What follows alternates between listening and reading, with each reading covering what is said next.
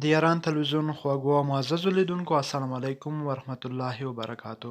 په دې هیله چې ټول لیدونکي به راته ښه وای جوړ وای د صحت په کالیو کې به راته نغښتي وای.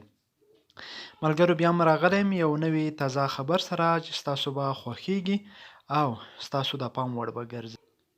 هغه خبر داسې دی چې د افغانستان کرکټ ملي لوبډلې لوبډلمشر لکه څرنګه چې مخکې له نړیوال جام څخه اصغر افغان و، اوس بیا هم اصغر افغان وټاکل شو.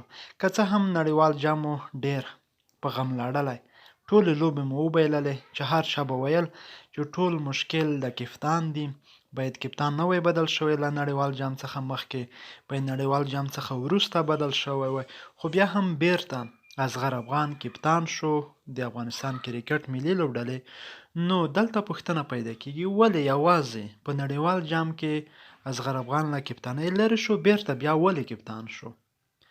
نو دا هم یو سوال پیدا کېږي د کرکټ مینوالو سره، او بیا ځینې په دې اند دي چې اوس بیرته اصغر افغان چې کپتان شو نو په لوبډله کې به ډېره ګډوډي رامنځته شي، ځکه چې اصغر افغان به یې ځان ته ډنګوي او همداشان ګلبدین نه به یې ځان ته ډنګوي.